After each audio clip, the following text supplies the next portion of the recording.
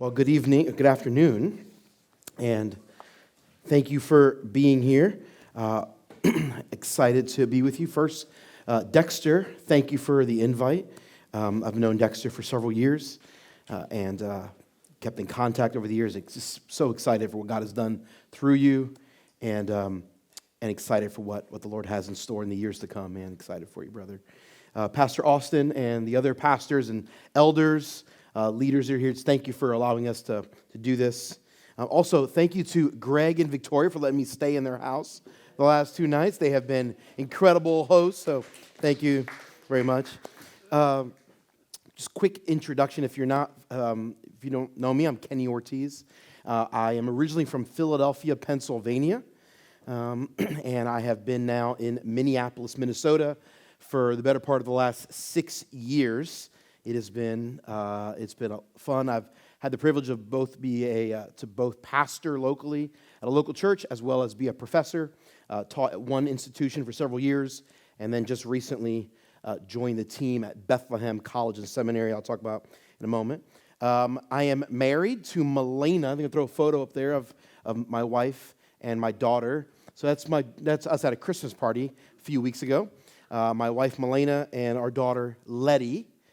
And in that photo, we didn't know it in the moment. There's actually a fourth person we didn't know in that photo. But my wife is 12 weeks pregnant, and so we didn't know at Christmas. So we found out just literally a few days after this photo was taken. So very, very excited about that. I'm a professor at Bethlehem College, which is in downtown Minneapolis. If you're familiar with John Piper, relatively well-known author, preacher. So he was a pastor at Bethlehem Baptist Church, which is the photo you're seeing there. He pastored there for over 30 years.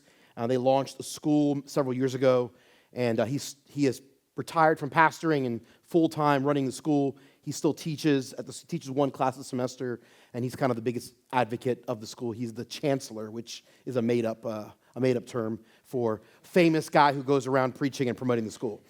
And so we love that. It's been great. If you are interested in learning more about Bethlehem, I'd love to talk to you about it. If you're someone, we are the least expensive, most affordable Christian accredited school in North America. I've done the research, so I can say that with confidence. We have a classical-based curriculum, undergraduate and graduate programs. So if you know of anyone who's college age or young adult, I'd love to chat with that. Before I was a college professor, I also spent over a decade of my life in youth ministry and spent a lot of time being a youth and young adult pastor, and then God determined to demote me by putting me on track to be a lead pastor. But just kidding, Austin, just kidding. He's like, I remember being a youth pastor. It was pretty great. But I've spent quite a bit of time in youth ministry, and if you're going to be a youth pastor, you pretty much have to be an expert in dealing with sexual sin. It's pretty much a conversation almost weekly. It seemed like for over a decade in youth ministry, I was having a conversation with either a parent or some teenager about something related to sexual sin, whether it be pornography and masturbation, or it be same-sex attraction, or dealing with the trauma of abuse, or navigating some difficulty at home related to some sort of sexual dysfunction, or all of the above. I mean, it was a very common thing. But then as I spend more time doing ministry to adults over the last few years as a pastor, I begin to realize more and more, I thought this was a unique teenage thing. It's actually, I didn't realize, and maybe I should have known this, but I didn't realize the extent, how prevalent sexual sin is, and how much trauma related to sexual sin exists amongst people, even people who attend church regularly, who love Jesus, who have been part of the church for many, many years. It's still a very real issue, and often not talked about. There's this fear, it's a taboo, and I think doing events like this is very helpful because it helps bring things to light. The enemy of your soul would love for your sin and dysfunction to stay in the dark because it can't be dealt with there. It can't be healed, right? I've also learned, though, that Satan will eventually expose sin when it's most opportune for his kingdom rather than for the kingdom of God. And so I would encourage you in your own life or those around you to seek to expose sin on your terms. Bring it to light sooner rather than later so that God can deal with it. It may be painful. There may be some consequences to that, but it will be God's mercy and grace for you to experience those consequences so that healing can take place. and do it in a way that is Christ-honoring rather than in a way that will expand the kingdom of darkness. So this is important that we deal with these types of things. So I'm going to pray, and then we'll dive into some specifics about pornography and related issues. So Lord, we thank you for the opportunity to gather in a room like this. Thank you for this church and leadership that find these things important. Thank you for that. Bless this church. Bless the leadership. Bless these congregants.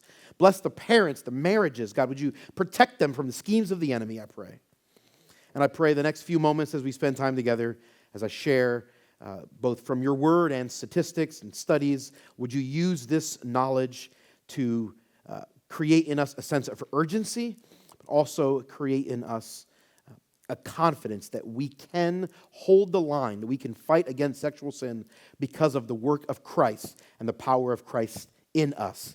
Not of our own doing, but through Christ who is in us. Use the next few moments, I pray, that we spend together to edify and to strengthen your people for your glory, I ask, in Christ's name. Amen. A few weeks ago, I read an article. I've read several articles over the last few weeks about the topic, and I read this statistic that since the advent of the internet, dating back to the 1980s, that porn has skyrocketed over the last several years, and in 2018, the number one visited website in the world is a website known as Pornhub. I'm just going to pause and just say that again. The most visited website in the world is a porn website. That is so discouraging and disgusting. Nearly 34 billion visits to that website in 2018. 34 billion unique visits to that website. Here's a couple other statistics related to pornography. 73% of teenagers say that they have watched or viewed pornography or some comparable explicit image. 73% of teenagers before age 16. So think about all the teenagers you know who are 16 or younger, and just know that 3/4 of them have already engaged in this. That it should be shocking, right? More than half of those before age 13. 54% before age 13, 15% before age 10. I'll give you a personal anecdote myself. I'm 40 years old, so I grew up in the 80s before there was a thing like smartphones. And some of you guys are like, I don't know, I was born way before the 80s, but that's okay. And I was, in 1989, I was 7 years old, the first time I ever viewed explicit, before I was ever exposed to pornography. I had an older cousin who showed me something, a magazine, in 1989 when I was 7 years old. And so, I can't imagine. That was before the days of smartphones. If people like me were being exposed to it before age 10, before there was internet, you can just imagine the prevalence today. About 15% of kids have viewed porn before age 10. So this evening we're going to talk about pornography, but it's not just pornography. In fact, most of what we share will kind of be relevant to various types of sins, various other forms of sexual sin. I'll give some specific information about how explicit images reshape our brain. There's been tremendous research recently from cognitive psychologists as well as biologists that have done tremendous documentation explaining how internet pornography and videos are rewiring the way the human brain functions. But much of what we share will be broader than that. It could actually apply to a lot of different arenas of sin. There are two reasons primarily why I would say pornography is sinful, and I'll get to those in just a moment. I'll give them to you very quickly. The first reason is this. It causes great damage to God's creation, and it misrepresents God. So those are the two reasons we'll get to in a little bit later. The reason why pornography is sinful is, one, it misrepresents God, one, it causes damage, two, it misrepresents God. But before we get to that, we have to ask the question, what is porn? What is pornography? And that seems kind of like an obvious question to some people, but it's the type of question that if you ask 10 people, you might get 11 different answers. There's not a uniform definition of pornography. It's a little bit tricky. And there's a famous Supreme Court case where the Supreme Court justice sort of talked about pornography and said, you can't really define it, but you know it when you see it. And I think that's probably true Probably true, but you probably need to bring we probably bring a little bit of definition or clarity is probably helpful. And so not all nudity is necessarily pornographic per se. For example, if someone is going to see the great statue of David, right? He's a nude photo or nude statue of a depiction of David from the scriptures. Most people would argue that's a form of art, not a form of pornography. It's certainly nudity, and whether or not that's appropriate, I think that's a valuable conversation. Maybe some nudity in art is still inappropriate, right? At least it certainly would be inappropriate for certain ages, I think, right? There would be I don't want my 3 or 4-year-old daughter seeing the naked sculpture, right? I wouldn't want necessarily know that, but maybe as an adult we could have a dialogue as to whether or not that would be appropriate. But I think we could conclude that it's inappropriate, but I think we would probably all agree that's not necessarily in the category of pornography, right? I think most of us would say, well, probably not.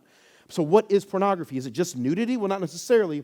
I think a simple answer would be any sort of nudity that is outside of God's design, or any sort of nudity that might cause harm. Any sort of nudity that might cause harm could be considered pornography. But I also think I'd take it a step further and just say, I don't know it's just nudity.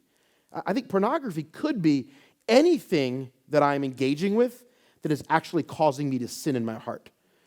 Anything. So it may not necessarily just be nudity. I think we kind of let people off the hook when we assume it's just explicit, or if it's just what we would label hardcore pornography, which is explicit sexual images. There are lots of images on social media that most people in our society would label non-pornographic that I would argue probably belongs in the category of pornography. And I think that's the case for lots of movies that we watch. I can imagine the billboards that we see in our society if you're driving down the freeway, and then all over the internet. You can watch, there are YouTube ads that I've seen that I think to myself, most people in our society would not label that pornographic, but I'm feeling uncomfortable and I want to look away. I'm feeling this instinct. So pornography is not all nudity, but it's not just nudity. It's broader than that. So I think anything you look at or engage with that has the potential to set your heart in a sinful direction is something that could be considered pornographic in some ways. And we've also seen some of the studies that are out show that some of the rewiring of the brain that pornography does actually does take place with images that are not don't directly have a form of nudity in them. So there's some precedent, some statistics that would show it's not just looking at naked people on a video or a picture, but it actually can go beyond that. So what I would encourage you to do, either for yourself personally or if you're having conversations with other people, is to really kind of ask yourself, try to be honest, try to sort of take inventory of your own life, or if you're having a conversation with someone, asking them to take inventory, ask them, hey, what are all the things that might lead what are the things that kind of get you sexually aroused, in anything outside of your spouse, whether that's something you see on social media or a movie, or you're going through a park and you see some joggers going down the road, whatever it may be honest with yourself and don't just say to yourself, well, I don't look at naked people having sex in a video, so I'm good. No, it's broader than that and more pervasive than that, and I think that'd be helpful for us to be honest about that. So that's what I would say about what is pornography. Why is this sinful? Why is it sinful to engage in these types of things? There are two primary reasons why anything that you can consider pornographic is sinful. The first one is related to human design.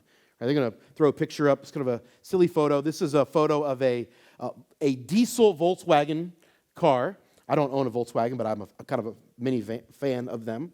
So this is a diesel Volkswagen vehicle.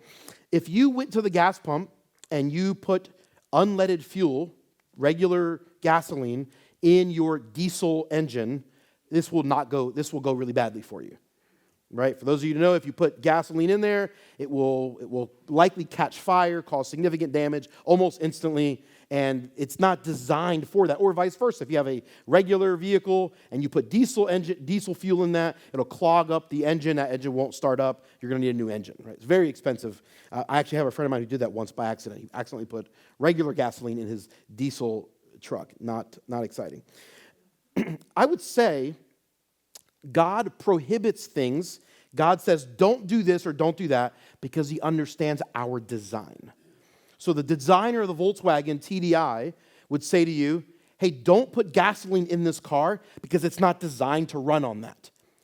The designer's not saying that because he has some sort of bigoted or xenophobic feeling toward regular gasoline. Right? Saying, you're designed this way, don't do things other than that because it's going to cause problems.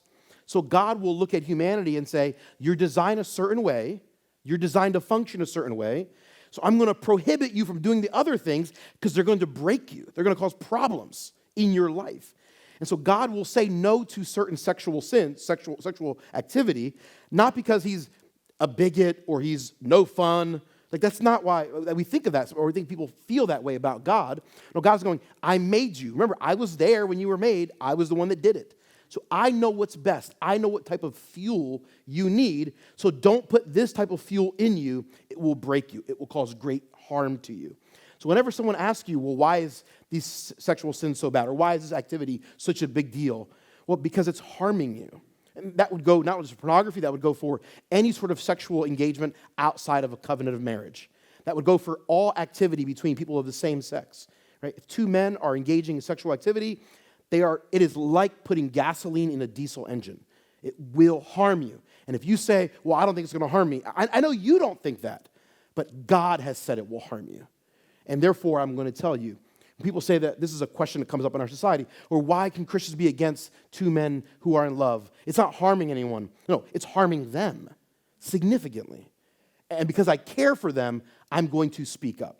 And so this is the reason why pornography is sinful. The first reason is it's going to cause damage. We'll talk about that in just a second. Sex in general, and in particular sexual pleasure, is designed to be a bonding agent between man and woman. It's a bonding agent, right? That's what it does. It's sort of emotional fuel to a relationship.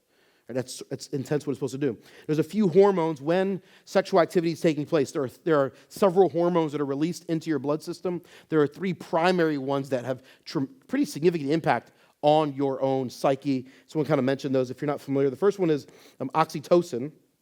Oxytocin is the most prominent bonding hormone. So when two human beings engage in sexual activity, this particular hormone, oxytocin, gets released by the brain into the blood system, and this is the bonding agent. It makes you feel close to, emotionally, whatever is the source of the activity. Right? So if a man and a wife are engaged in sexual activity, appropriate, right, then they're going to feel bonded. But if a person is engaging in pornography or watching something, they're going to feel bonded now to this other thing that they ought not feel bonded to. That's not what we want, right? There are other moments in life where this hormone is released. One of the most prominent sources of oxytocin is in women during breastfeeding. So when a woman is nursing, the same hormone is being released, and therefore it creates a bond between her and baby. And this is God's design for humanity. It's beautiful. In men, during sexual activity, oxytocin is usually short spurts, and then immediately after sexual engagement is over, it pretty much stops. But in women, it goes on for several hours. So in particular, if a woman has orgasm in a sexual activity, that bonding agent goes on for several hours. So it kind of explains, okay, if man and woman are together, there are several hours, there's an afterglow for wife in that gives her a sense of bonding and connectivity emotionally to her husband. This is God's design. This is good. This is beautiful. God has made it. God has given us these hormones that cause us to feel connected to one another. Whenever a human being feels aroused, the same time when oxytocin is being released into the blood system, the lateral orbital frontal cortex, I'm going to put a photo on that on the screen there. It's the front part of your brain, so your frontal cortex, right, prefrontal cortex, you have the bottom portion here, the orbital frontal. That's a part of your brain that is actually responsible for decision-making, reason, and logic. This is the part of your brain that helps you be a good decision maker.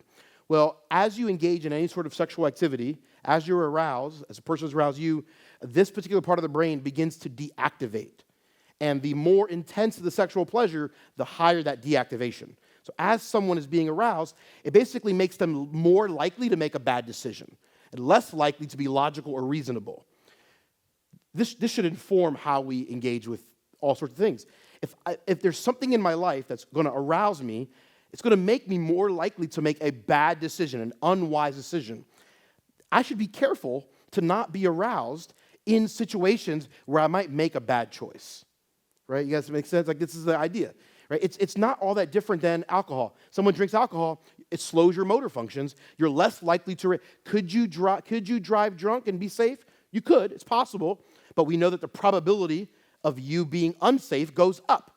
Right? In the same way this happens. So this is the part of your brain. So as oxytocin is being released in your system, you're feeling bonded to whatever is causing this, and it's making you feel more likely to make different decisions than you otherwise might make, right? It's not all that different than the movie Braveheart. You guys ever see this movie? Right? It's not all that different than a warrior, per se. They're going to throw a picture of one of my favorite photos. This is Mr. Mel Gibson here, right? Okay. See, he's got the paint. Now, a lot of people don't know this. Sometimes people think that warriors in medieval era would put paint on their body just to look fierce and scary. That's actually not the primary reason. Actually, in the early Middle Ages, there was a discovery in Europe that while certain berries were poisonous, and if you put them on your face, around your genitals, and your armpits, bottom of your feet, that the poison of the berry would get in your blood system, and it would make you a little bit crazy. Okay? It would make you willing to go into battle, because a rational person doesn't go into battle. Right? And so this was a normative thing that was discovered in different parts of the world, where they would take poison berries or various types of berries and say, we're gonna put this on people and wipe it on you and put it all over your body, because we know it's going to make you less reasonable and more likely to make a bad decision, like charge a bunch of guys that have swords. Right? That's the idea. And so sexual activity functions like that in the brain. Right? So as you're engaging in sexual activity, a human being then feels bonded to that person and more likely to do something with that person that if they were under ordinary circumstances, they might not do. Right? That's sort of the idea. Another hormone that gets released at the same time is called prolactin. Prolactin is the hormone that causes you to feel satisfied. So think right around 4:15 on a Thanksgiving Day, after you just had a big old meal. My family eats early. Maybe your family does, right? We eat early, right? You're just sitting on the couch, and you're just kind of feeling very satisfied. That's because prolactin is pumping into your system, okay? Prolactin gets pumped into your system. There's 3 primary times a human gets prolactin. One is after having eaten a significant meal. Number 2, while a woman is nursing or breastfeeding. And number 3, immediately either in the process leading up to orgasm. Those are the 3 moments where a human being most often experiences a dose of prolactin. And you just have this sense of feeling satisfied. Just, right? And so prolactin is going, as oxytocin and prolactin, when they release into your blood system at the same time, right, they travel through your blood, through your body, and they come back to your brain. And what they do, they have this weird combination. When they're released at the same time, they actually have the ability to impact memories. So as they travel through your brain, all of the parts of your brain that store memories are then shaped, right? And so that moment is seared in your brain. So any moment where you've had both prolactin and oxytocin pumped into your system, that memory gets stored in a more intense fashion. And the probability of you forgetting that, even if it's not conscious, it's seared into your brain significantly. And so your brain remembers what was happening when these 2 hormones, these 2 drugs got pumped into your body. And the parts of your brain that liked that, basically, we remember what it was like, and we want to create that again. And so parts of your brain later will begin to crave the circumstances that led to those 2 drugs being pumped into your brain. Those circumstances will be craved by your brain or parts of your brain. You can see how dangerous that could be if you're now getting sexual activity, if you're getting oxytocin and prolactin pumped into your system from scenarios that you would not want to replicate, or you ought not want to replicate. You're going to begin to crave things that you should not crave. This is, in essence, what pornography does. But it's not just pornography. Interesting, this can actually happen. There's been tremendous studies that this happens with any sort of screen. There's something about the screen that has a heightened or amplified effect for oxytocin and for prolactin. And so it's not just pornography. It could be all sorts of things. Anytime you have these sorts of things flowing through your body. So this is what happens. A person engages in some inappropriate sexual activity, like they're looking at pornography on the screen. Right? They're doing that. They feel bonded to what's on that screen rather than to their spouse. Right? They feel bonded to the activities happening on that scene. And I don't need to go into detail. Pornographic videos are often tremendously unrealistic. They're demeaning to women. They're abusive. There's all sorts of disgusting things that take place. You're going to feel bonded to disgusting things. This is bad. This is bad for the human brain. It causes you also to feel bonded to sexual activity in private and being alone. So if you're bonded to having sexual activity by yourself, and now God brings you a spouse, and now you're having trouble to be aroused and to actually have a quality, healthy sex life with this person because you're bonded to doing it by yourself. That's what you feel close to. Right? There's been tremendous studies now proving that when a person engages in pornography and masturbation, they begin to feel bonded to themselves and their own ability to bring pleasure to themselves, and therefore they are more likely to get angry or aggressive toward something or someone that impedes their ability to bring pleasure to themselves. They start to get mad at people who are getting in the way of their own alone time.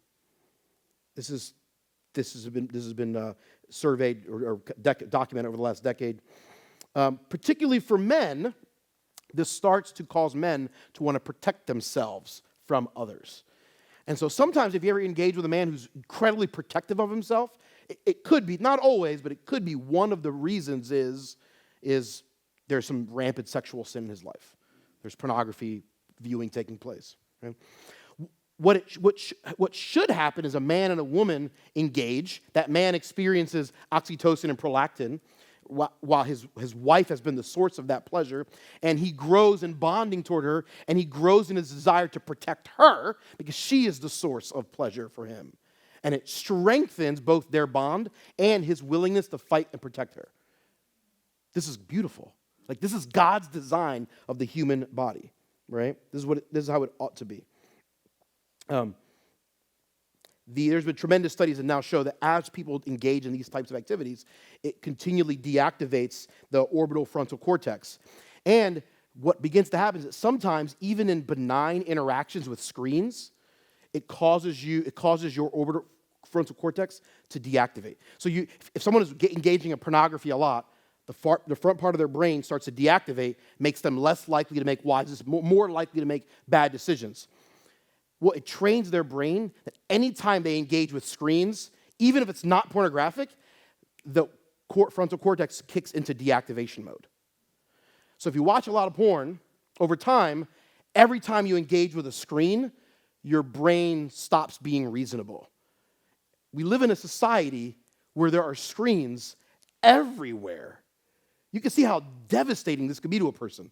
So every time you interact with a screen, you could be at a grocery store. You could be at church with the PowerPoint. I mean, it could be anything. Now your brain kicks into this mode where it starts becoming less and less reasonable. And it literally actually takes your brain back to a more infantile or pre-puberty format. So the adult maturity you've developed starts to get whittled away over time. The Apostle Peter says this in 1 Peter 5:8. He says, be sober-minded, be watchful. The Apostle Peter is saying, don't do anything that causes your brain to not be sober.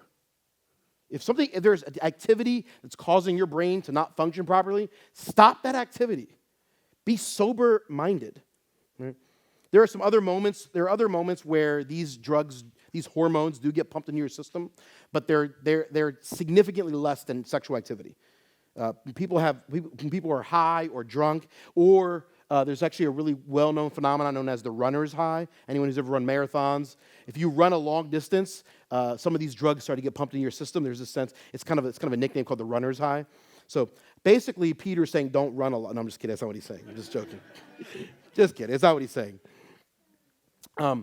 Another moment, tragically, kind of a side note, another type of moment where these types of hormones are pumped into a system is during traumatic experiences. And so it's the brain's way of soothing during painful moments. And so if a There's been some studies that have shown this when children that have experienced sexual abuse or some sort of abuse as a child, these drugs, these hormones get pumped into your system by your brain, and now the person starts to get addicted to the abuse. There's actually been several studies that have come out over the last few years about women who have been raped. During rape, the brain's way of surviving is pumping these hormones into her blood system to keep her from feeling the extent of the pain in the moment. And then they've later found that women have been actually craving a moment where they are then abused or violated down the road. So the human brain is unbelievably powerful. And these hormones, they become very addictive. And so we want to be very, very careful that we don't expose ourselves to anything that are going to cause us to crave something that we ought not want to crave. The other hormone that gets released is far more addictive than both oxytocin and prolactin is dopamine. Dopamine is kind of the more famous of them. People are very familiar. The hypothalamus is a part of your brain. It releases dopamine into your brain. And there are these kind of receptacles throughout the rest of your brain that receive dopamine. And the rest of your brain gets very addicted to dopamine very quickly.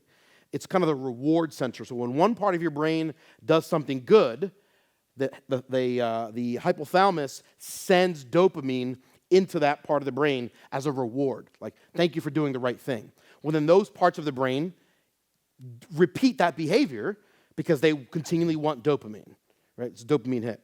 There's been one recent study that has proven that there are dopamine hits that happen every time you open your phone. So you open your phone, and the hypothalamus just shoots a little dopamine. It's like, oh, a little drug. You feel it, feel good. I mean, that's sort of the idea. That's what happens. So dopamine is extremely addictive. There has been several studies from 2017 to 2019 that show that the activity in modern society with the most intense releases of dopamine is the engagement or watching of pornography. So more than almost any other activity that modern Westerners engage in. Doctors don't fully know why. They don't fully understand why this activity seems to create this, but we know that we do. Maybe in the next couple of years, researchers will figure that out. But what we know now is that when you engage in pornography, when you watch anything that's explicit, you are going to be addicted to that feeling you're getting in that moment.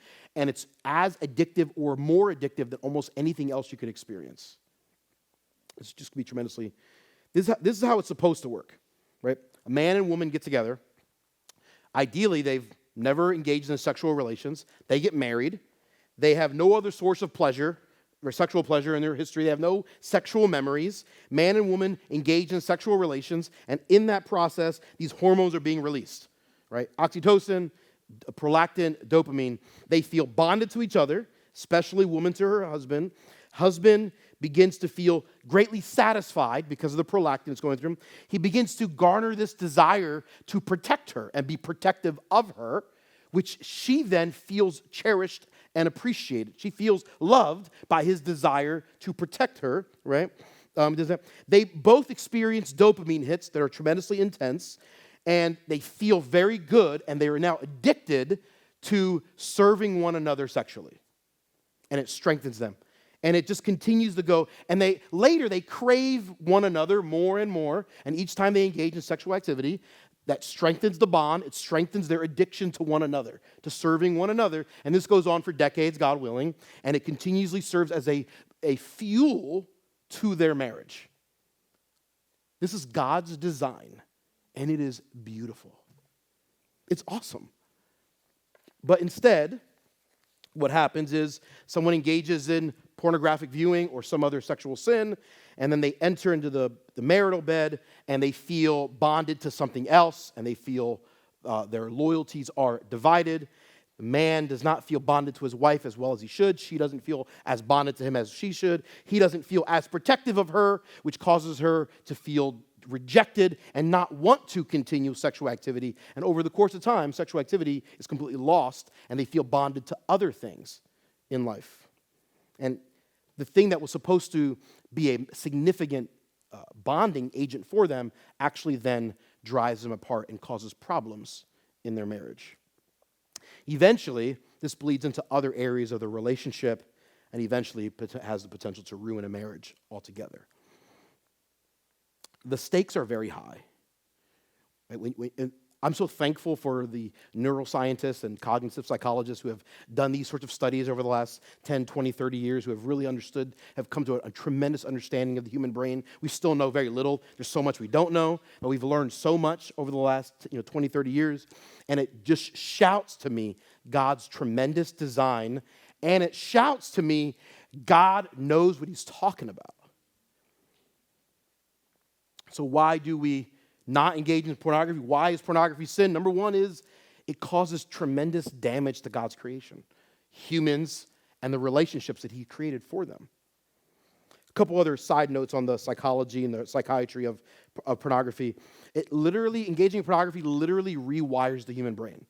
So information travels across the human brain. You've got millions of data points traveling across your brain at any given moment, and they travel over particular pathways through your brain, and the engaging of pornography has been proven. It rewires the brain. Information no longer travels through the parts of the brain it ought to. It begins to travel in other parts of the brain that it ought not to, or it doesn't travel at all.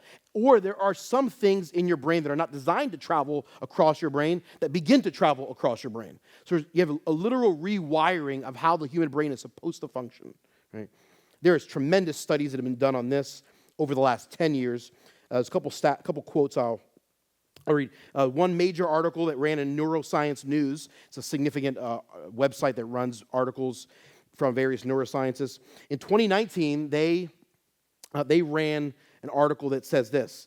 The headline of the article was, "Watching pornography rewires the brain to a more juvenile state." That's the headline from a bunch of neuroscientists. Not Christians. These are, at least I don't know that they are. These are neuroscientists studying the brain going, the adult brain functions like this, and the more and more you look at porn, every time it disengages your brain, and your brain starts to function the way a child's brain functions.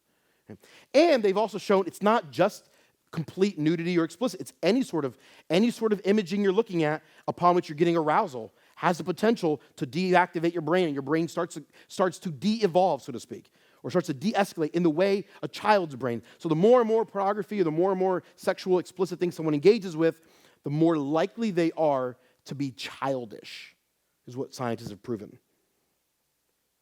This is scary in so many ways. My goal is not to frighten you, but to understand the stakes are high, right? And the goal is to give you some information you can then share with others. Here are a couple quotes from Neuroscience News, from that article right here. One quote says this: "From depression to erectile dysfunction, porn appears to be hijacking our neural wiring with dire consequences." Here's another article, another paragraph in that same article says this: "Porn scenes, like addictive substances, are hyper-stimulating triggers that lead to unnaturally high levels of dopamine secretion. This can leave the brain unresponsive to natural sources of pleasure. This is why users begin to experience difficulty in achieving arousal with a physical partner." You get so much dopamine hitting your brain that it starts to literally fry or sear the pleasure receptacles. So now you engage in normal activity that should bring pleasure in a good and healthy way, and you're not capable of experiencing that pleasure. It breaks you. And it goes into other arenas of life, not just sexual activity. Right? Men who have high amounts of porn consumption have been shown they're incapable of emotionally bonding with their children, because the ability to function normally is now broken. Right? That's what you get to. The last quote I'll give, and I'll make these available if anyone's interested in this. There's another quote from that same article. "The desensitization, so try that again. The desensitization of our reward circuitry," that's the dopamine structure system, "sets the stage for sexual dysfunctions to develop. But the repercussions don't end there. Studies show that changes in the transmission of dopamine can facilitate depression and anxiety." Another major study was done. It was a collaboration between the National Institute of Drug Abuse and Brookhaven National Laboratory. These are two large research institutes on the East Coast. This is one major study they did in 2010 says that this is one of their conclusions.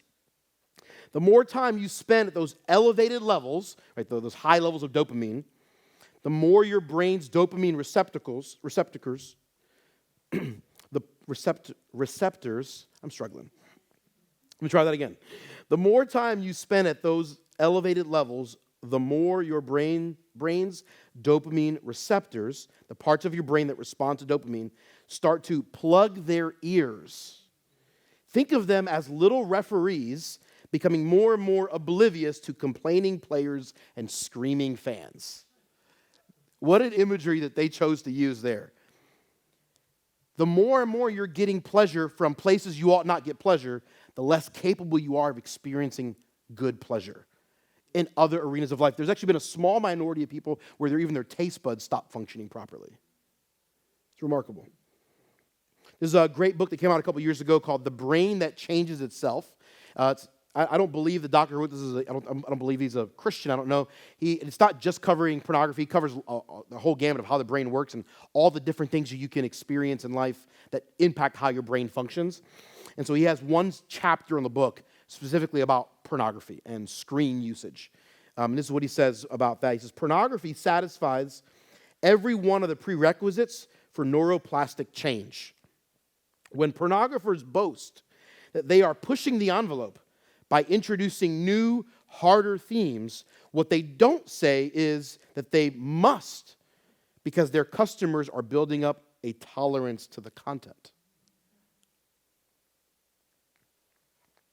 There was another major study done by a research institute out of Belgium. I won't pronounce it because I probably can't. It's a major Catholic research institute in Belgium. Nearly 47% of people that they surveyed, 47% of people who engage in pornographic use, they say this, that over time, they began watching pornography that had previously disinterested or even disgusted them.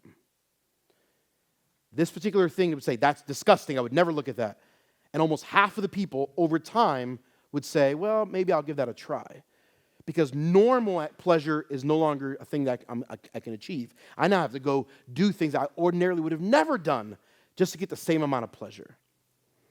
One of the things that makes sexual sin, sexual addiction, sexual engagement worse than drug abuse or alcohol abuse is that drug and alcohol abuse, oftentimes a person who's addicted to drugs and alcohol, they build a tolerance so they need more of the same, more and more to get the same level of high.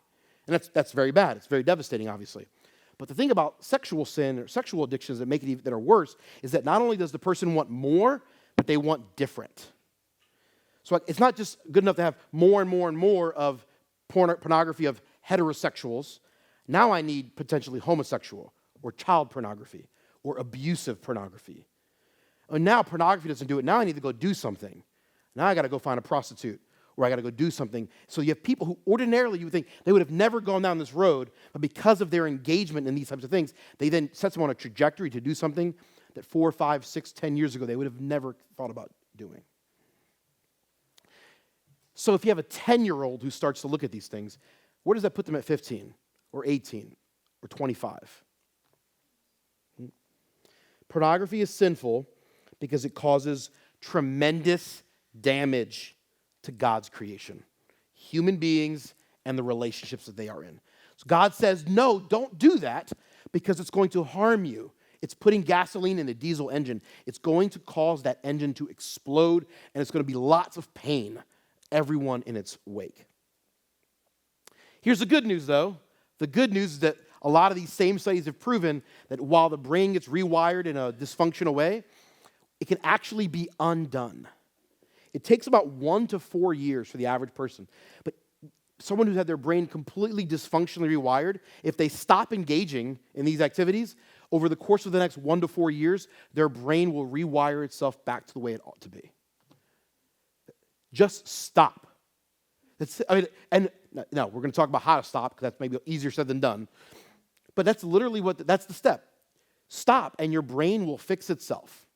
God has designed your brain to fix itself from all of the damage that you foolishly caused it.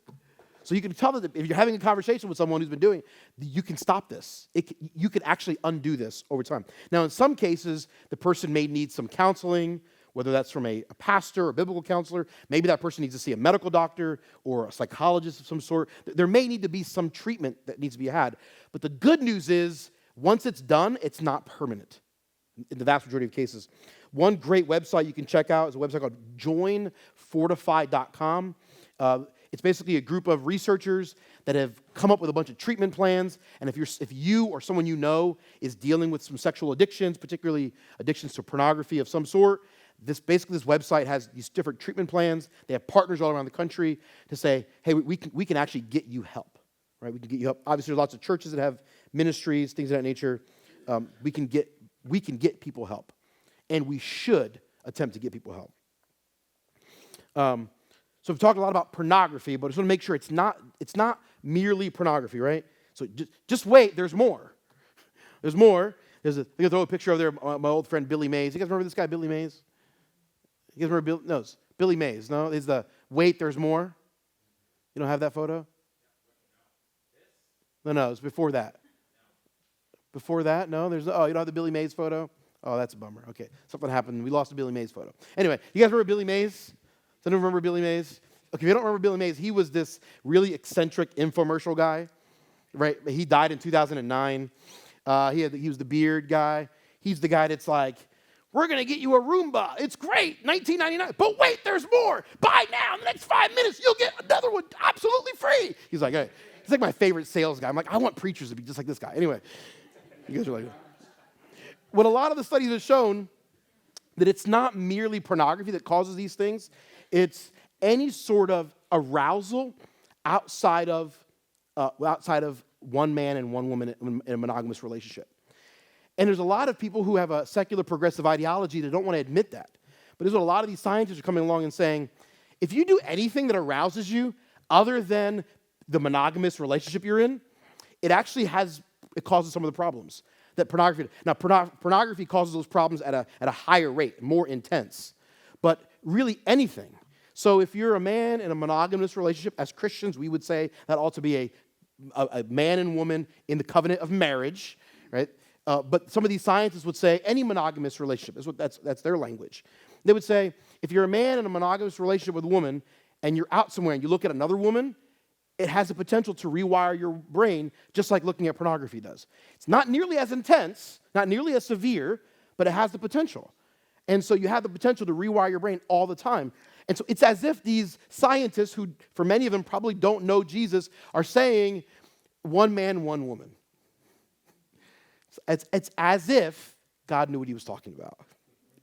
Right? Anytime you engage in these kind of activities, hormones are released, your frontal cortex gets deactivated, you feel bonding to whatever the source of pleasure is, you're desensitized, you get a dopamine hit, which potentially causes some form of addiction, and potentially rewires your brain.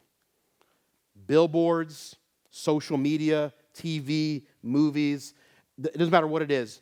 Anything that will arouse you has the potential, and it may seem minor, and it may even be in the moment minor in terms of a minor rewiring.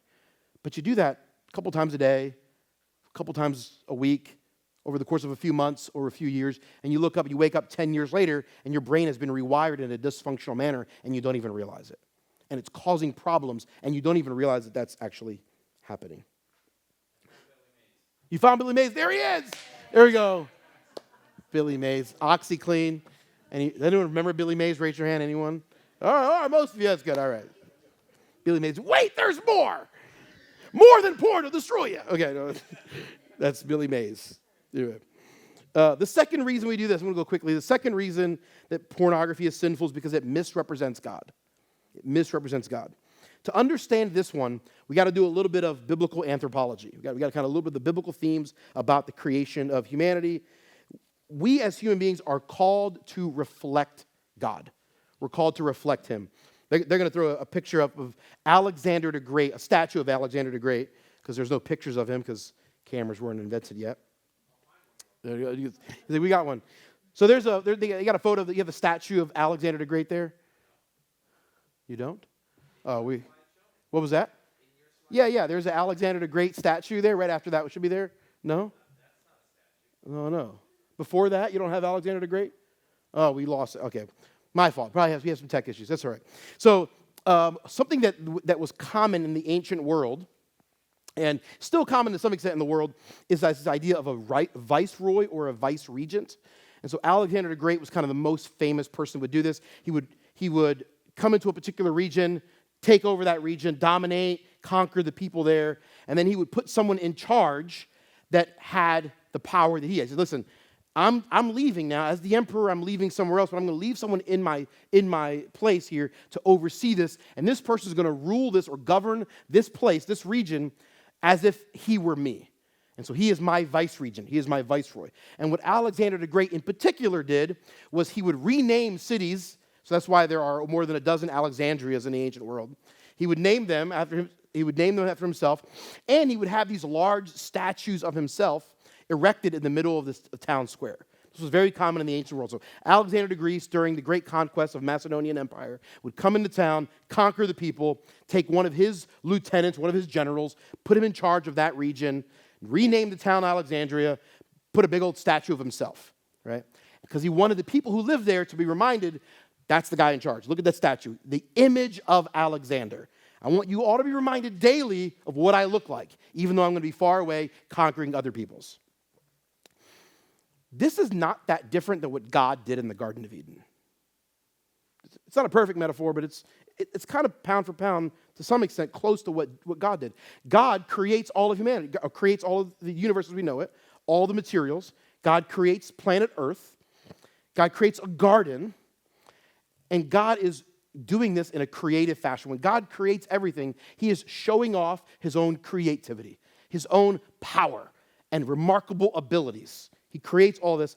And then God says, what I'm going to do, now that I've done all of this, I'm going to put my viceroy right in the middle of it, my vice-regent. It's like Alexander the Great putting a big statue up. God's going, I'm going to put humans right here in the garden, and humans are going to look like me. With the rest of creation, God is demonstrating, showing off his creativity. But with humans, he is demonstrating or showing off himself. It's very different. We are very unique and special in the way we are created. We are created in the image of God. We're going to look at Genesis chapter 1, verse 26 there. They're going to put that on the screen. Genesis chapter 1, verse 26. I thought we were. All right, maybe not. I don't know, that's weird. Okay. Genesis chapter 1, verse 26. If you don't, so I can read it. Genesis 1:26 says this. This is God speaking. Let us make man in our image, after our likeness, and let them have dominion over the fish of the sea, and over the birds of the heavens, and over the livestock, and over all the earth, and over every creeping thing that creeps on the earth. God says we're going to make man in our image, meaning God's saying, I'm going to take a creation, and this thing is going to look like me. Now, doesn't mean physically. It's not like we physically look like God, right? But he's saying that the constitution of humanity will be like God himself. And he's speaking in the plural, in our image. These are the members of the Godhead, Father, Son, and Spirit. Speaking in the plural, we're going to create something, these creatures, that will remind the rest of creation what God is like. Human beings were created with a particular mandate to reflect God. Theologians refer to this as the imago Dei, which is a Latin term for image of God or imaging God, reflecting God. The way it ought to be is this. Dexter and I, we have a relationship, we're interacting. What should happen, we should interact in a way that makes other people go, that's how the members of the Godhead function. Man, that's how God the Father and God the Son treat one another. We should love one another and should show each other such respect and dignity that people go, whoa, that's what God must be like. And all of the behaviors of humanity should reflect the natures of the Godhead. I've got a really good friend of mine, a pastor in Oklahoma. He calls the Trinity, it's very cheesy, but I like it. He calls the Trinity the spiral of delight. It's this spiral where God the Father, God the Son, and God the Spirit are in this incredible relationship where for all of eternity, they've been loving one another and delighting in one another and gushing over one another and pouring praise out on one another, sharing love between one another. There's this desperate, passionate love and delight happening between the members of the Godhead. And then that Godhead says, we're going to create humans, and we want them to behave and function the way we behave and function. We have this spiral of delight, and we want to share it with creation. We want these humans to take joy in one another in the way the members of the Trinity take joy in one another. That's in essence how humans were created. So when God gives us instructions, if we follow those instructions, they will help guide us to interacting with one another and behaving in such a way that accurately reflects the Trinity, the members of the Godhead, the relationships. The Father and the Son are in covenant with one another, and they take joy and pleasure in one another. When two human beings are in covenant, when man and wife are in covenant together, and they take pleasure from each other, it reflects what is happening in heaven between Father and Son. But when a man and a woman are in relationship, but one of them chooses to find pleasure in someone outside of that covenant, it shows the world that the father and the Son are in covenant, but they're willing to cheat on each other.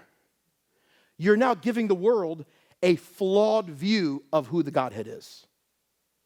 By your behavior, you are misrepresenting God. This is one of the reasons why same-sex relations is sinful.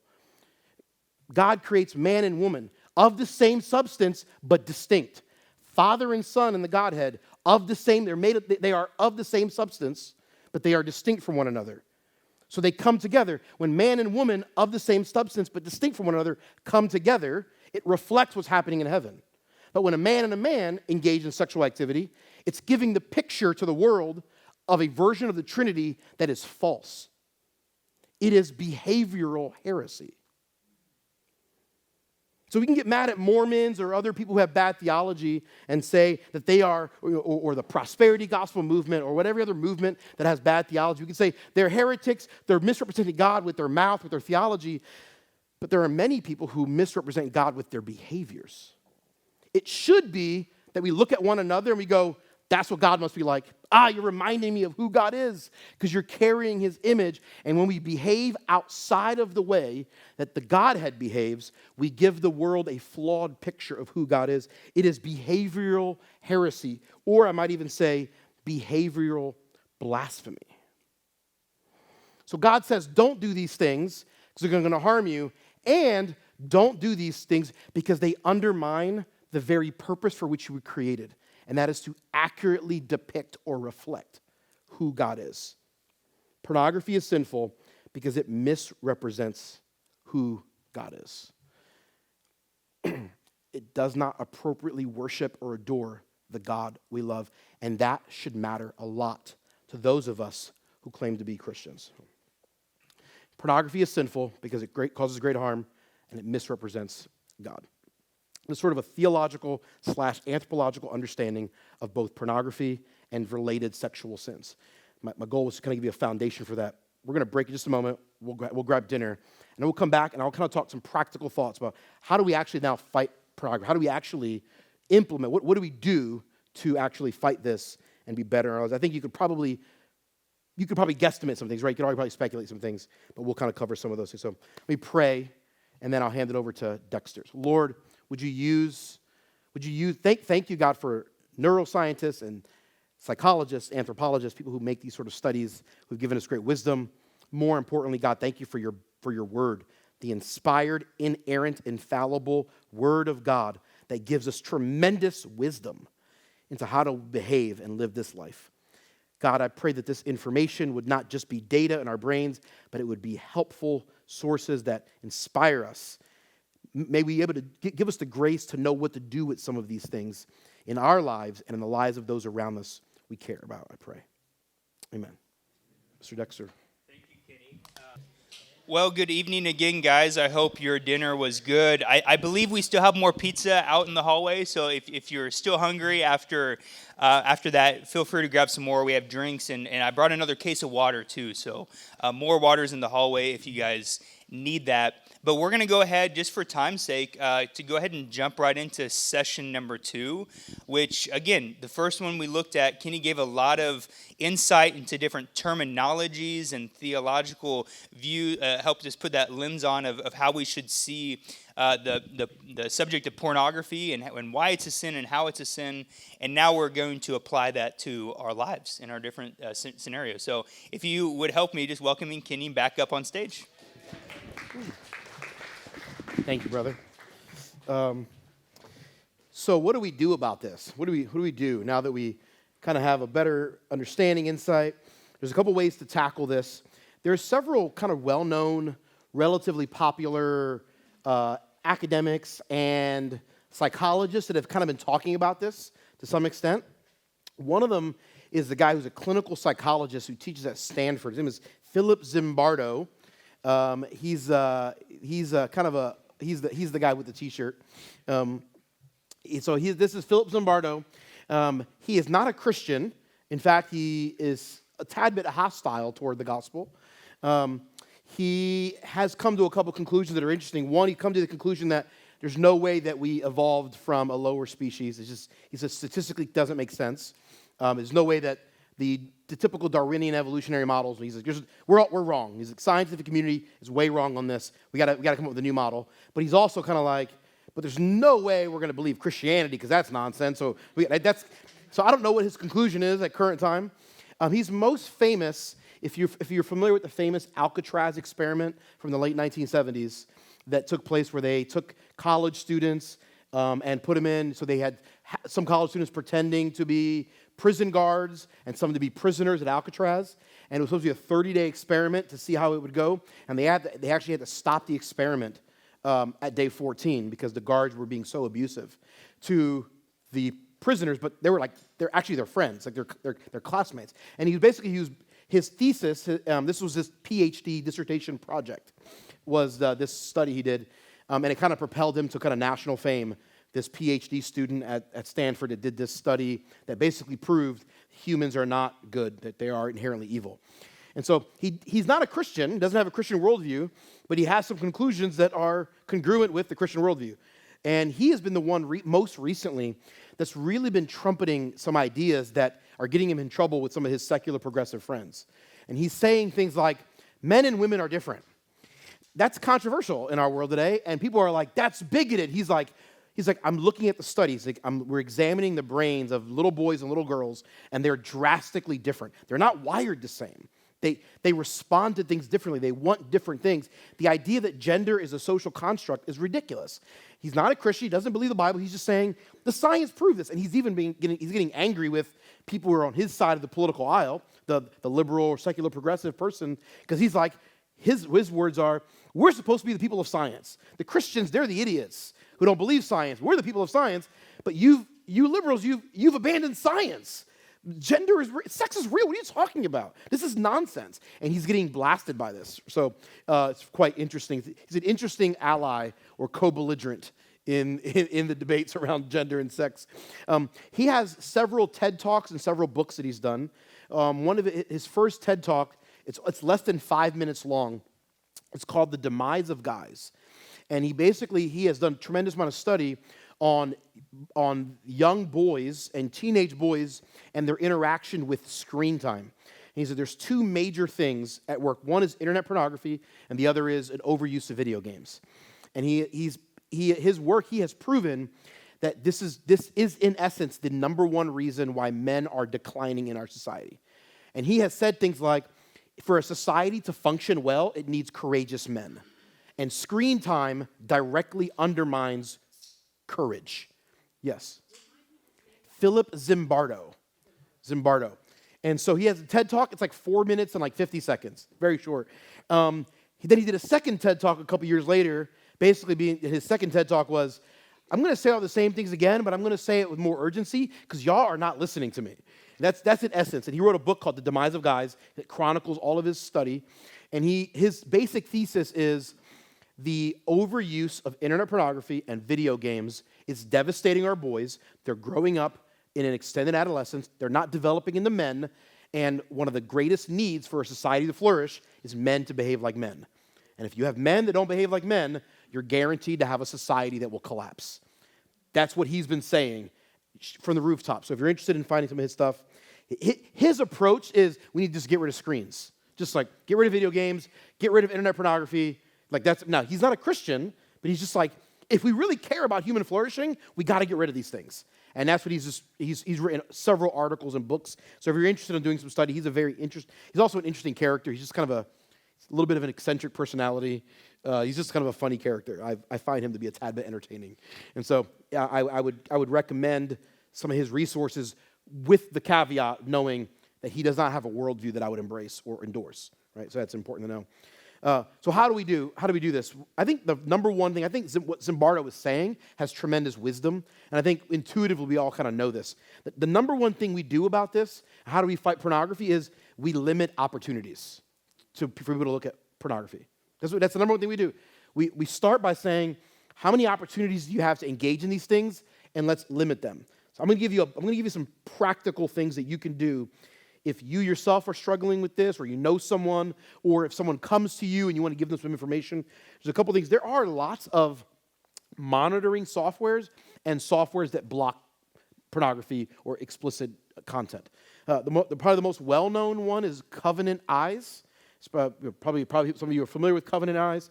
It's a great software. It's very effective in blocking lots of stuff. Okay, so I would highly encourage, if you have a computer, or if you have kids that have kids in their home, anyone you know that does not have something blocking some sort of software, that's like step one. Like, let's get that immediately installed tonight if we can. Right? I think that's important. Some people use VPNs. Some people use blocking software, but they don't realize that VPNs can actually get around them. And so if I'm at someone's house and I'm on my laptop and I'm using their internet, it's going to block content. But if I can create a VPN from my computer to the internet, I can actually use their internet, and it's a virtual private network. So it's a software that in essence allows you, it encrypts all of the data. So the filtering software is allowing content from the internet to come to that device in the house, but it's encrypted so it doesn't know that it's pornographic or explicit content. So if someone has a VPN software on their laptop, they can pretty much completely bypass any software blocking you have, which a lot of people don't know. We have blocks. But anyone with a VPN, you can get a VPN for $2 a month, or there's a few free ones out there. You can get a VPN, and it completely bypasses those. So if you think that a software is going to solve the problem, there's an easy workaround there. And so how do you actually block all content? Well, it's important to know that you actually can't. And I think some people really think that this software is going to solve it, and it actually doesn't. And so there's no technology available today, anywhere in the market, to completely block unwanted content. That should frighten all of us, and it should inspire us to action. And so I think we should seriously consider whether or not screen time is something we want our kids to have. I know that sounds very like I'm an old fogey. I know it sounds like I'm a dweeb. I know. I get it. And for many years, I was kind of the guy like, hey, let's not block this. Let's not eliminate this, but let's teach our kids to deal with it and to navigate it. And I'm 40 years old. I don't have a tremendous amount of experience, but I've got enough years on this earth to know that that's actually not a realistic goal. And I think if you believe that's realistic, I don't think you've been around teenagers enough. And so my years in youth ministry and my years of working in college for the last 6 years, I've worked at Christian colleges where these teenagers love Jesus and like legitimately want to serve him, and they still find ways around the software and the things. And so I think the best thing to do sometimes is just get rid of screens. I know a guy who's in his mid-20s. Dexter knows this guy. He used to have an iPhone. He's a young man. He was in early 20s. He got married, had an iPhone, and then a couple months later I saw him with a dumb phone, old flip phone. And I'm like, started making fun of him a little bit, because when someone has a flip phone, that's an appropriate response. And so I started mocking him a little bit, and he's just like, you know what, Kenny? He's like, I wish I could have an iPhone, but I love my wife more than an iPhone. And my iPhone caused me to betray my vows more than once. I instantly felt terrible for mocking him. But he just said, like honoring God is more important than having an iPhone. And so I think I would encourage you to seriously consider that. If you are going to have your kids with a tablet or a smartphone or some device, there is an app that I think is very effective in blocking some things. It's called the Bark app, B-A-R-K, B-A-R-K. There's a $5 a month plan and a $14 a month plan. $14 a month gives you more features on more devices. But you can get that, and it will allow you to block a lot of things. It doesn't block everything, though, but it does block a lot of things. Here's something to know about, particularly if you have kids. It's really important to know most apps and software that block or eliminate content will monitor browsers. So like Google Chrome, Safari, any browser you have. But what they don't do effectively is monitor or block content to browsers that are built into other apps. So many years ago, if you had Facebook and you posted a link, someone clicked on it, it would open that website in Safari or Google Chrome in a browser on your laptop or on your phone. Well, Facebook, Instagram, Twitter, what they all realize is we're sending our traffic out of our apps. We don't want that. So what they've all done at this point is they've developed in-house browsers that are built in. So now, you guys are everyone's probably done this, or most of us have probably done this. If you're on Twitter or Facebook or LinkedIn and someone posts a link in their feed and you click that link, it opens that, but it's still housed within the app. So that you never leave the app. Well, most software on the market do a really poor job of monitoring those built-in browsers because the technology, the encryption that are built in there is similar to a VPN. The way it's structured, it'd be too technical to go into it, but the way that, in essence, they're structured, most software you have won't block that. So parents give their kid an iPhone, they have some software that blocks the content on a browser on the Safari. They're like, oh, my kid's safe, but their kid is on Instagram, clicking on links, and then looking at stuff within Instagram, within the browser, or on Facebook. The Facebook one is the worst because you can open the browser within it, you can actually toggle to websites, completely unencumbered. And most people don't even know, oh, this is even a thing. You can put passwords on browsers on an iPhone. You can also do it. The iPhone is actually very effective, the parental control, and it basically blocks all browser, even within the apps. And so anytime someone tries to search something, I got a really good friend of mine who has a password on his iPhone, and he can't even go to like NFL.com, or ESPN.com, because might be an image there that's been flagged. So it's actually an Apple device. So it's not a third-party service. Built into your iPhone, you can put parental controls. Just put the security very high, and they basically can't access anything without putting a passcode. So that then they can hand the phone to someone who knows the passcode, put the passcode in, and allow that particular content to load. That's probably the most effective way to block content to an iPhone. I've had some people tell me about the Samsung Galaxy has a similar feature, but generally they're not as good. There's still potential for things to slide through.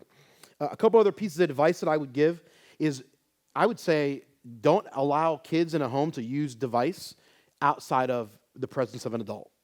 Like no private use of a device. That would be my first thing. And if you're a grandparent and your kids are letting their kids do, just like helping them understand, like, no, your 7-year-old might be looking at something, even if it's unintentional. Sometimes people do stumble across things. I have seen on YouTube, ads, right? Every couple seconds, YouTube pops up, every several minutes. I've seen advertisements that I would say are pretty close to being pornographic on YouTube. And just, whoa. It doesn't happen super often, but it does happen on occasion where I've seen advertising that I just had some imaging or video that I thought, gosh, I sure wouldn't want one of my kids to see that and feel inappropriate about that. You can, if you want to, in YouTube, you can give a kid access to YouTube with parental controls, and it does limit significantly what content they can. So every time a YouTube video is posted, the provider has to rate that video, and YouTube has people who audit that to make sure that the rating that it matches. And so you can actually set what rating they can watch. But you can't turn off ads completely. YouTube will say, well, if you have this child setting on your phone or on your device, we'll only give them kid-friendly advertising. But it's the people who work for YouTube, it's their discretion as to what is kids-friendly or not. And my standard and their standard is not the same. You can, if you want, if you insist on using YouTube, if you want your kid to use YouTube, you can pay for YouTube Red, which is about $10 a month, which gives you the opportunity to eliminate ads. So that would be an option.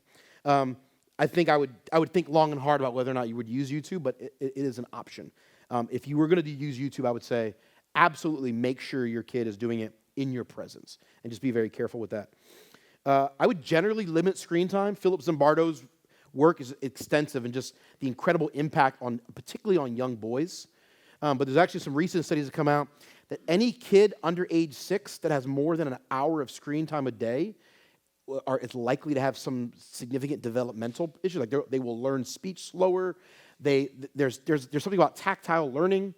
Philip Zimbardo's research has shown that young boys before age 6 with screen time are less likely to be risk takers down the road. They won't know how to take appropriate risk. If you're playing a video game and you die, you just get another chance. In real life, if you're a kid outside, you climb a tree, you fall, you break your leg, you realize, oh, when I fell, that was actually not, or I understand the consequence of my choice. The ability to understand risk-reward analysis is greatly stunted by excessive screen time. And so Zimbardo is basically saying, all this porn and video games is destroying our boys, so they don't know how to take risks. So they get to their 20s, and they see a girl they like, and they don't know how to ask that girl out because they don't know how to take the risk. They don't know how to do that. And so now we're having boys that they don't know how to do simple things. There's actually some statistics showing that entrepreneurship is down amongst men in their 20s and 30s and the millennials generation. Like, these guys are not taking risks because they don't know how to take a risk. They haven't learned how to do that. The only way you do that is by taking a risk and failing, and you learn how to take risk appropriately. And so these are one of the things that Zimbardo and others have talked about. Generally, with social media in general, it's almost impossible to control the content on social media. And I think it's important to know, it's almost impossible to really control. And so things like TikTok and Snapchat, it doesn't make any sense for kids to be on those platforms at current time. Maybe those platforms could change down the road and allow some more parental supervision, but at current time, they don't have anything. And so if your kid really wants to be on Snapchat or TikTok, or you know someone, you have to be willing to say no. And if you're a grandparent and you've got grandkids that are on TikTok or Snapchat, I would implore you to talk to your kids or talk to your grandkids and do whatever you can say. This is not helpful. The way these platforms are designed is they're really, really good at curating content that this person will want. They are really good. They know exactly what you want to keep you engaged. And it's kind of a black hole you get sucked into really quickly. Instagram would be the one platform, if I had a kid who was currently a teenager, it's the one platform I might consider and say, hey, no Facebook, no Twitter, no TikTok, no Snapchat. Maybe I would do Instagram. And the reason why is because Instagram has 2 features that I think are helpful. One, they do allow accounts to be set as private. So it means a stranger can't see my kid's posts. Only people who have approved, they request to follow, and then we have to say yes. There's a parental supervision feature now in Instagram. It's still relatively new. It does limit some of the features in Instagram. It's not great. It does limit some of the features, and it notifies you as the parent. So my account can be tied. I'm the supervisor of this account, and all of the activity of this account gets sent to me. I get notified. It doesn't stop them from doing it, but it notifies me so I can see. So if my kid follows someone on Instagram or likes a photo or someone follows them, I can see that. I get notified of all those things on my Instagram account. So you can monitor what they're doing to a significant amount. They still can search Instagram and look at things, but if they're not clicking on it, then it won't notify you. So you won't know what they're actually looking at. The best way to know what they're looking at, this is what you do. You can do this in any app. Instagram's is really good, but all of them do this. There's a tab in Instagram, those of you want to know, there's a Discovery tab. And in the Discovery tab, it offers up what Instagram thinks you will like. And the way Instagram does that is based on your behavior. So when I'm on different accounts talking about Philadelphia sports, and I'm liking those or looking at those, when I go on the Discovery tab, I'm going to see more sports accounts. When I was engagement ring shopping a few years ago for my wife, I would go on the Discovery tab and I would see a bunch of Instagram accounts. Instagram is, hey, look at all of these jewelry accounts. Right? So you can look at the Discovery tab and you can very quickly figure out what they've been watching. And Instagram, you don't have to click on it to even know. And so, Mine right now, I'll pull mine up in real time and see what I got here. So I go on Instagram, I go to the Discovery tab. So Philadelphia Eagles, sports. There's a Steve Carell bit, more sports, something about steaks, boxers. We have a boxer dog. So that's pretty much my Discovery. So you can look at my Discovery tab, and so I've done this with men in my church. On Instagram, hey, let me see your Instagram, accountability. And I'll just look and see, and most people don't realize this, but you can look and see what this person's been checking out by basically what Instagram is offering. Because Instagram is offering this because you've already looked at it. So it's one way you can kind of, if you've got a kid on Instagram, you can say, listen, it's a lot of pictures, a lot of accounts of like 20-year-old girls, half dressed. Like, what have you been looking at? I mean, they wouldn't offer this to you unless they thought you would like this, right? And so you can do that. So I got The Rock, and I got his account. These are the things I'm engaging with. So, right? You can tell that. I think that's one. Those are some of the things I would do if you're dealing with devices. And it's not an easy task. It can be done, but generally less is better. And it sounds really simple, and it sounds like I'm a fuddy-duddy, but it really is. When people understand the gravity of what we're dealing with, and pictures of girls in bikinis for the average 13-year-old boy is going to have the same impact as looking at explicit pornography, outright pornography on the internet. So I think it's important to consider that. So that's how dealing with devices. Another thing that I would significantly encourage all parents and grandparents is talk about sex and procreation sooner. And that sounds very counterintuitive to some people. The days that you're going to wait till your kid is 14 years old to have a talk about the birds and the bees is just not a realistic expectation. And with all due respect, it's silly. Your kid lives in a culture, and there's nothing you can do about it. Your kid lives in a culture where they're inundated with sexual content from a very early age. You can do as best you can to govern what they're looking at, to block some things, but it is inevitable. There's going to be things that slip through, not because you're a bad parent or a bad grandparent, but just because you live in a culture, and that's going to be a part of it. And so it is ideal that we talk about these things sooner rather than later. The best way to talk about sex and procreation is to do it bit by bit over a long period of time rather than having one talk. I don't know, by the way, I never had the talk. I don't know. I took a sex ed class in 7th grade, and that was it. But I don't know. This idea that we have the talk is just not it doesn't really exist. Maybe it does to some extent, but what's better is that you actually just, you drip out little bits of information over a course of time. So when your kid is 5 years old and asks a question, if your 5-year-old daughter sees her little brother's penis and says, "What is that?" You go, "Oh, that's what one day when he's married, he will use that. Him and his wife will make a baby with that." Or just like your vagina, you'll make a baby one day when you're married. Right? You use it. You can say that to a 4 or 5-year-old, and it's perfectly age appropriate to say those types of things. Little bits and pieces, right? Little bits and pieces here and there. The best analogy I can think of is with alcohol. The statistics around alcohol of Europeans versus North Americans is really remarkable. Europeans go to college, and very few of them binge drink. Europeans don't have a problem with alcohol. There are some, but generally speaking, the number of Europeans that abuse alcohol is very small because the average European starts drinking alcohol when they're sometime between 12 and 14. Lots of people, like everyone in Germany is having beer when they're 13. Little amounts, but a little bit. So when they get to be 18, 19, 20, they understand how to deal with alcohol for many years.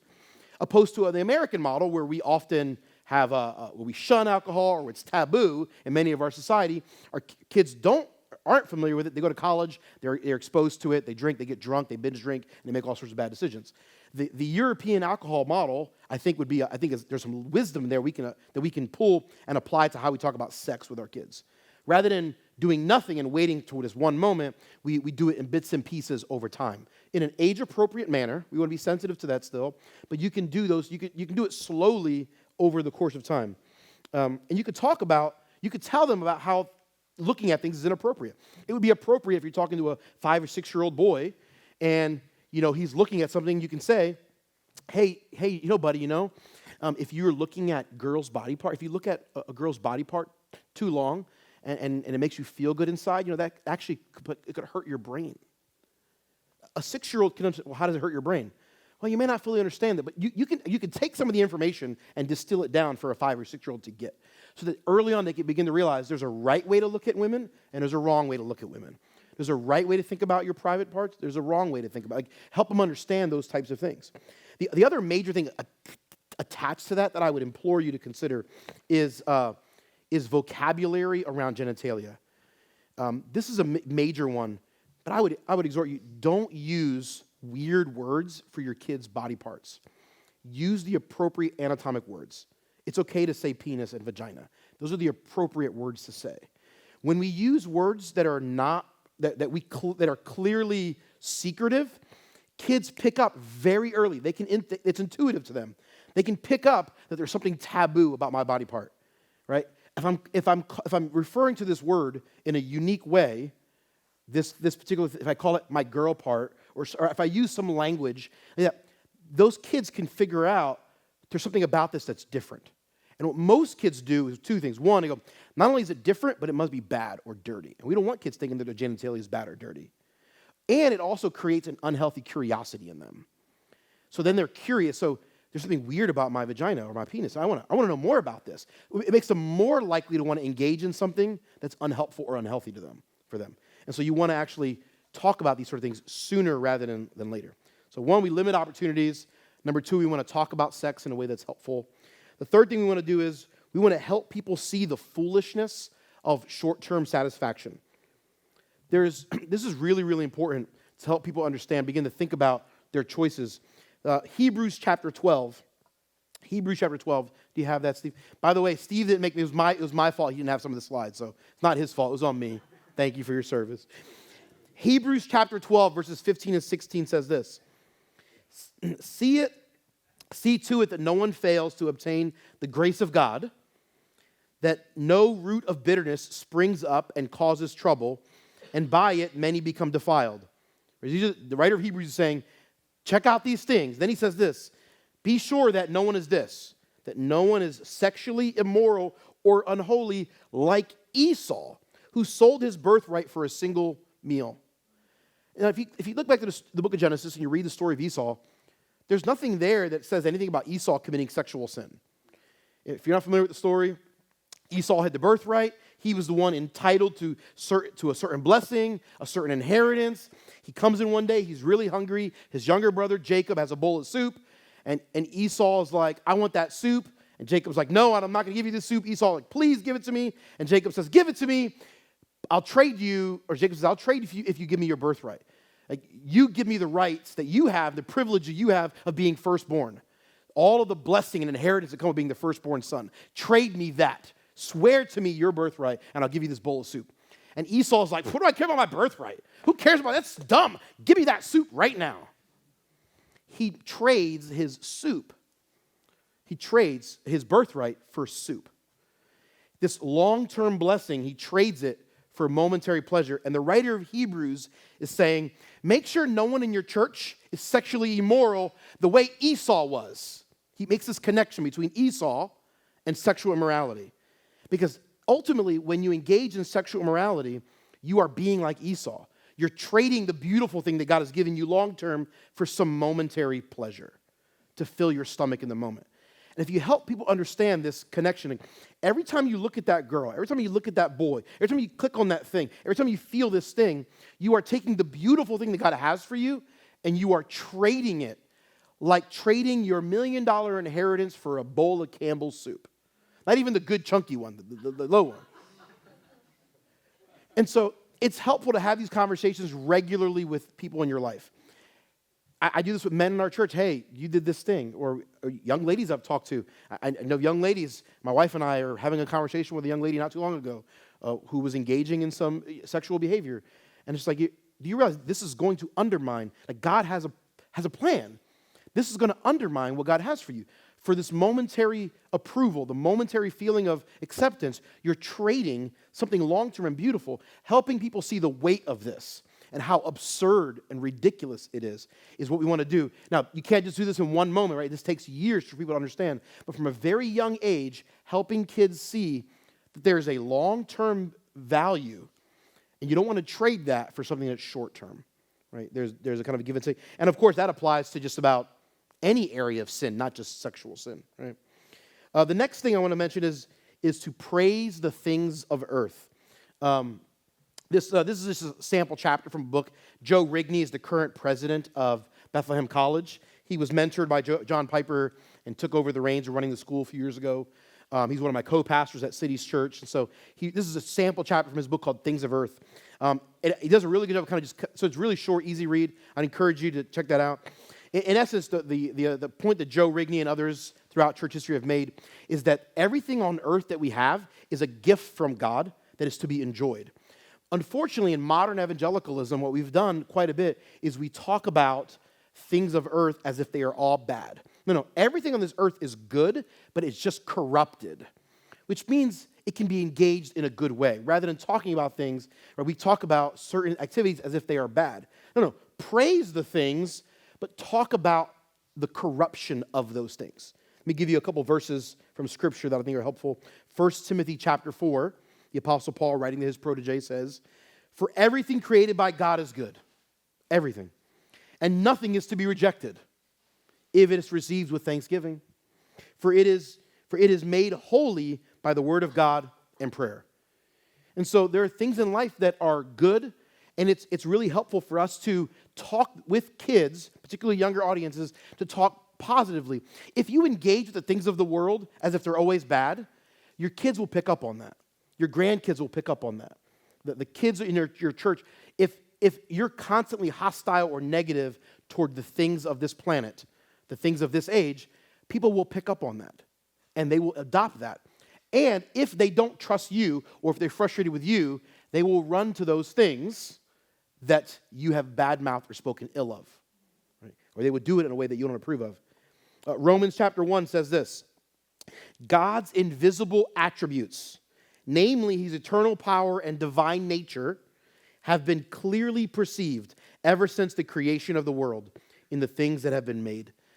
The things that have been made possess the attributes of God. We can look at the world as if it's made, the way it's made, and go, there are elements of God, lessons we learn about the character and nature of God. And so what we want to do is talk about things as if they are object lessons about the character and nature of God. Right? We want to be basically like a curious kid. We're like a curious kid. So you give me an example. I have a daughter who's 20 months old, and she has this interesting fascination where she will sometimes grab my dog's penis and squeeze it, and he reacts. He yells and screams, and she thinks it's hysterical because she's getting a reaction out of the dog. And so I came home from work, and my wife is like, "Oh, I got to tell you something that our daughter just did today." And so she's not old enough yet to understand, but my intention is one day is to tell her, "Hey, Cooper, our dog, he has this thing that's called a penis. What must God be like that he gave dogs a penis? What does it think it tells about God? About God? Let's talk about the character and nature of God. What is this situation talk about?" So we go, oh, the genitalia is not a negative thing. It's actually something that points us back to the character and nature of God. What do we learn about that? What do we know about that? Right? Or you could say to a kid something like, "What must God be like that he created dogs in the first place?" Isn't that interesting? What do you think about that? Regularly, hey, there's this thing called ice cream, and it's delicious. What does it tell us about God that he gave us ice cream? What do you think about that? That God made this thing called milk and this thing called sugar, and that he gave humans the wisdom to put it together. What do you think about that? And what do you think about this? If you eat too much ice cream, you get really, really fat and unhealthy. What do you think about that? What does that teach us about God? Oh, God, what do you think God wants from us? Right? A kid can understand. You can have these conversations with a 7-year-old or an 8-year-old, a 9-year-old, right? If a kid has a perspective that everything of the things of earth are gifts from God for us to enjoy, everything that's on this planet is for us to enjoy. It is a good daddy giving his kids good gifts. If they view the world that way, that's going to change how they interact with things. And if you help, at some point you can start having a conversation with your kid. Maybe that's 7, maybe it's 10, maybe it's 12, about sexual activity. At some point, you're going to have a conversation about, this is a gift that God gave for a mommy and a daddy when they're married. What does that tell us about God? What do we learn about God? And the goal is what you want to instill in kids is this idea that everything they interact with is a gift from God, so they want to enjoy it in the way God wants them to enjoy it. And if a young kid or a teenager thoroughly gets this, I promise you it will dramatically inform how they engage with everything. This is a conversation I think we should have about alcohol, side note, with kids. Like, what is it like that God created this thing that when barley and water get together in the dark for a few months, it miraculously turns into this thing called beer? What does that tell us about God? I think it tells us something about the character and nature of God. I think it tells us some things. That's not an explicit endorsement for alcohol. I'm saying it's a conversation worthy to have, right?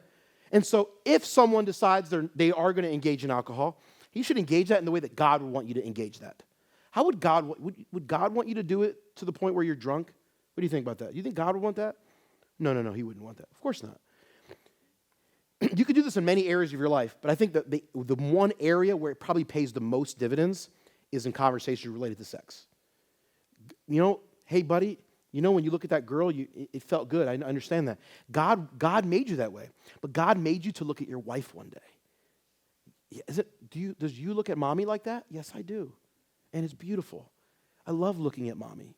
She's very beautiful. And one day God's going to give you a wife, and you're going to look at her, and it's going to be beautiful. What do you think? Why do you think God did that? And having a conversation about that, right? And so I hope this is a resource to you. You can buy the whole book. You can get it online if you like that. So asking yourself, what must God be like? Being a curious Christian. Two last things. I'll say this. Help your kids see that other persons are persons. I know that sounds really simple, but having thorough conversations about the image of God, helping them understand theological anthropology. Human beings are made in the image of God. So if you have two siblings, you can say to the sibling and say, hey, do you see when Billy was sharing with you and he was really nice? Did you see that? You know where Billy got that from? He got it from God. You know when mommy cooked us this great meal? Wasn't it delicious? Thank you, mommy. Do you know why? Do you know why mommy's really good at cooking? Yeah, because God gave her that ability to cook. Do you know why God did that? Because God himself is really good at giving people things. God is so generous, and he's always providing things. And mommy got that from God. Isn't that amazing? Let me tell you, God loves mommy, and if you look at mommy badly or if you're mean to her, it hurts God's feelings. It hurts God's heart. God loves mommy. She's an image bearer. And as a kid gets older, you can begin to talk to them about the idea of what does it mean to be an image bearer? What does it mean to inhabit, to be indwelled with attributes of God, to be his viceroy, his vice regent? You can talk about these things and instill them in a young child because there are there's some studies that have been done that have shown that the higher value that a man, particularly for boys, the higher value of a man has of women, the less likely he is to view pornography. There's a direct correlation because anyone who's viewed pornography can look and say, that's degrading to women, the vast majority of the time. And if you're someone that values women, you're going to see that and feel uncomfortable. And you will be inspired to not want to do it again. The deeper sense you have of respect and value for other human beings, the less likely you are to engage in activities that clearly hurt other beings. It takes years to instill that in a child or people. And if you've not ever done that, if you have kids, I would encourage you to start now. But the way we talk about it, so when you get to the 20s, if a kid is in his 20s and you talk about something like abortion, if they thoroughly understand the image of God in an unborn, it's actually very easy for them to understand, oh, we know why abortion is wrong. That makes perfect sense. But if that's not instilled in them, then it's harder for that. And the same comes with sexual activity. Hey, it's really valuable to say, you know what? Every woman is made in the image of God. And so, hey, Billy, when you look at that girl that way, or you're talking to a teenager, hey, if you're thinking about girls in a sexual way, let me just tell you something. You're thinking about one of God's daughters. That's really disrespectful, right? Hey, you see your sister over here? Do you think you'd want someone to look at her like that? Right? You can have these types of conversations, but the goal would be to help your kids and the kids around you to see other persons as persons made in the image of God, to esteem and value human beings. That will be helpful. And then the last thing is this, and this is a simple one, but this is the most profound one, is to help your kids understand that Jesus is better. He's better. Talk about Jesus a lot. Every single day, if you are a parent or a grandparent, I implore you, every time you're with your kids, talk about how good Jesus is. Find ways to talk. Talk about Jesus all of the time and just bring him up regularly. You're at the dinner table. This soup is so good. I'm so thankful that Jesus made it possible for us to have this great soup. Jesus is better. You know how good this soup is? Oh, it's so good. You know what's even better than soup? Jesus. He's better than soup. Man, we went to the baseball game. Isn't baseball great? Yeah, it's the only game we're going to play in heaven. It's the greatest game ever. Absolutely. You know what's better than baseball? Jesus. You guys are like, there's a lot of things better than baseball. That's right. That's a different. Right? But like really, the idea of like talking about Jesus in a way that makes it clear that he is satisfying. Man, I am so satisfied because of Jesus. Man, I'm so glad. Hey, Billy, you know, let me tell you something? Me and Mommy, we were hanging out. We were talking about Jesus. And you know what? It makes me love Mommy even more. And it makes me love you more. Really, hanging out with Jesus? Yeah, I was just downstairs hanging out with Jesus, and it made me love you even more. Really, loving Jesus, hanging out with Jesus makes you love me more? Yes, it does. Whoa, Jesus is really cool. Yes, he is. Isn't he awesome? Right? And then you can kind of combine that with having conversations about the things of earth. Hey, we're having ice cream. Isn't ice cream delicious? Isn't it so good? You know, Jesus was the one that made milk, and he made ice cream, and he made cows. And it was Jesus that gave us the understanding on how to take milk from cows and to turn it into ice cream. Yeah, why would Jesus do that? Because he loves you. You see this gift that's so good? It's tastes delicious. You know what's better than the gift? The person who gave the gift. Oh, his name is Jesus. He's so good, right? And if we have that language, if kids are around this, if you're a member of this church, part of this church, and you're interacting with kids that are not your own, right? If I'm a part of this church, my hope is that they're interacting with those of you who are here. They're interacting with guys like Austin and Tim and Greg and Victoria. And I would want my daughter to bump into Victoria, and she goes, "How are you doing, Letty?" And she goes, "Oh, I'm great, Miss Victoria. How are you today?" "I'm doing so great." You know why? Because I was hanging out with Jesus, and he is so good. Right? I want my daughter to be around people who are going to be talking about Jesus. And if we all do that, if we all talk about how satisfying Jesus is, oh, that's contagious. And it doesn't eliminate pornography and sexual sin. Oh, but it sure will put a dent in it. People will go, "That's not satisfying." You know what's satisfying? Jesus. He is the all-satisfying one. So I would encourage you to maybe think about shifting or adding to your vocabulary the importance of Jesus. It is currently 6:37, so we'll pause and open up for Q&A.